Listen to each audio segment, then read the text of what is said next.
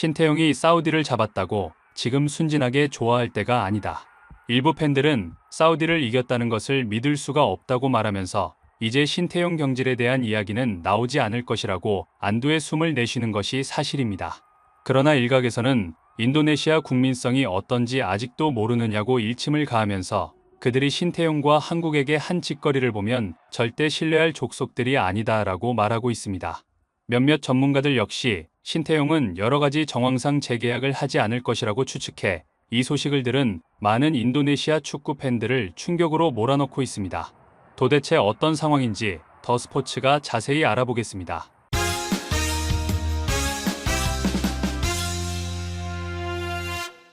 신태용 감독이 이끄는 인도네시아 대표팀은 19일 자카르타에 위치한 갤로라 붕 카르노 스타디움에서 열린 2026 피파 월드컵 아시아 지역 3차 예선 C조 6차전에서 이길 수 없다고 전 세계가 전망한 사우디아라비아를 그것도 2대0으로 꺾으며 파란을 일으켰습니다. 이 승리로 인도네시아는 3차 예선 6경기 만에 첫 승리를 기록하면서 1승 3무 2패로 승점 6점을 확보한 인도네시아는 최하위였던 6위에서 3위로 도약하며 4차 예선 진출 가능성을 높였습니다.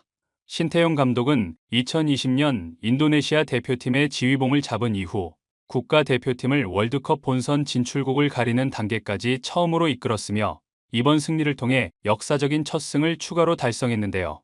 그럼에도 불구하고 신태용 감독이 사우디아라비아를 꺾기 전에는 인도네시아 축구 팬들의 부정적인 여론이 확산되어 신태용 감독을 경질하라는 충격적인 주장이 터져나와 국내 많은 팬들의 심기를 불편하게 했습니다.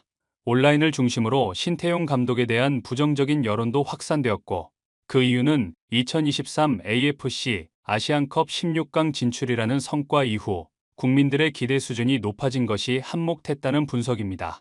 이에 대해 인도네시아 축구협회 에릭 토이르 회장은 신태용 감독에 대한 신뢰를 강조했는데요. 또한 경기 전 신태용 감독은 인터뷰에서 사우디아라비아를 꺾고 싶지만 현실을 냉정히 바라봐야 한다. 사우디아라비아도 강팀으로 성장하기까지 많은 시간이 걸렸다. 팬들과 미디어가 우리의 위치를 이해하고 응원해주면 좋겠다라고 말했습니다. 일부 팬들은 신태용 감독의 속내가 저 인터뷰에서 묻어나온다고 말하면서 인도네시아가 신태용이 있었으니 이 위치까지 온 것이지 신태용이 없었다면 아직까지 동남아시아 삽질이나 했을 텐데 이제는 주제를 모르는 격이라고 일침을 가했는데요. 인도네시아 축구 팬들의 이런 주제를 모르는 충격적인 행태는 이번 북중미 월드컵 3차 예선에서 단 한 번도 승리를 거두지 못하면서 더욱 확산되기 시작했습니다. 몇몇 전문가들은 인도네시아는 동남아시아에서도 태국과 말레이시아에게도 밀리는 수준의 축구를 구사하던 신태용 감독이 부임할 당시 피파 랭킹 173위의 수준이었다고 말하면서 신태용이 4년간 인도네시아 축구를 피파 랭킹 131호, 즉 43계단을 끌어올렸는데 인도네시아는 축구 역사상 이렇게 높은 순위를 가진 적이 단 한 번도 없었다고 말했습니다. 이 설명을 들은 많은 축구 팬들은 인도네시아는 월드컵 3차 예선에 출전한 전례가 없는 팀이라고 말하면서 3차 예선이 무슨 동네 축구리그인 줄 아는 것 같다. 우물한 개구리들이 저렇게 무서운 거다. 3차 예선에서 맞붙는 팀들은 동남아시아권에 있는 태국이나 말레이시아보다 훨씬 강한 팀들인데 이 팀들을 상대로 3차 예선에서 승리를 하지 못했다고 신태용을 경질하라는 건 세계 축구 흐름을 전혀 모르는 추갈못들의 언사라고 말했습니다.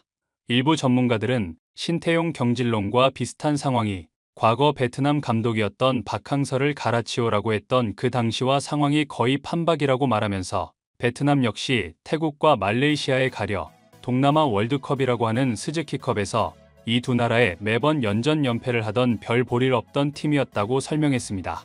이런 팀을 스즈키컵에서 우승을 시키고 월드컵 최종 2차 예선에 기적적으로 출전시켰으며 아시안컵에서도 호성적을 이루었는데 베트남 국민들은 박항서가 수비 축구를 한다고 글을 내쳤다고 말했습니다.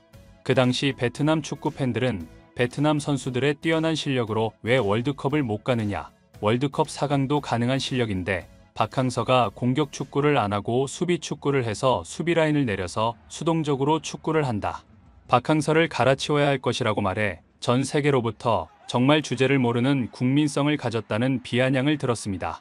박항서가 경질된 후 베트남 축구는 피파 랭킹에서 급전직하를 하고 아시안컵에서 전패를 당하며 제일 먼저 짐을 쌓아 귀국해 공격 축구를 구사한다는 트루시에를 전격 경질하고 박항서에게 다시 국가대표 감독을 맡아달라고 애걸복걸을 하며 구애를 펼쳤지만 박항서는 아무런 반응을 하지 않고 있어 전 세계로부터 박항서가 경질되고 난 뒤에 베트남은 이제 제자리로 돌아온 것이다. 어떤 감독도 베트남 축구를 박항서만큼 끌어올릴 수 없을 것이다. 이제 베트남 축구의 중흥기는 끝나고 다시는 박항서가 했던 축구를 펼칠 수 없을 것이라고 전망했습니다.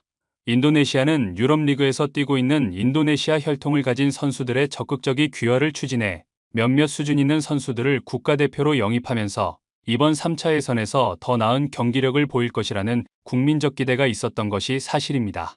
일부 전문가들은 인도네시아가 착각을 하는 것은 자기들이 잘나서 저 선수들이 귀화를 한 것인 줄 착각하는 것이라고 말하면서 신태용이 인도네시아를 맡아 성적을 내기 때문에 저 선수들이 귀화하는 것이라고 설명했습니다.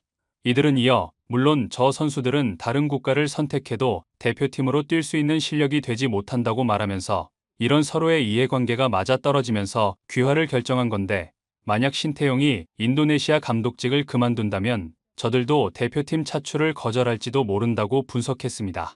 이런 분위기 속에서 신태용은 사우디아라비아를 2대0으로 꺾으며 승점 3점을 획득, 단번에 조 2위로 올라서는 기적을 만들어내는데요. 인도네시아가 골을 넣을 때의 장면을 보면 전형적인 선수비 후역습의 형태에서 상대에게 카운터를 먹이는 상황이라는 것이 전문가들의 분석입니다. 인도네시아는 이날 승리로 3차 예선 승점을 6점으로 쌓았는데 이는 2022년 카타르 월드컵 아시아 지역 3차 예선에서 박항서 감독의 베트남이 기록한 4점을 넘는 동남아시아 국가 최종 예선 승점 신기록입니다. 신태용 감독은 경기 후 기자회견에서 선수들에게 정말 감사하다며 오늘 선수들이 한 팀이 되어 좋은 경기를 할 수 있었다. 특히 팬들도 하나가 되어 선수들에게 큰 힘이 됐다고 말했습니다.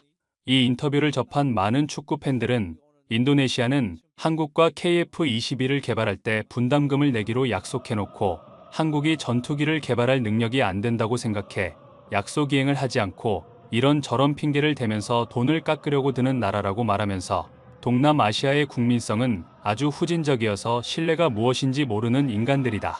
박항서에게 하는 걸 봐라.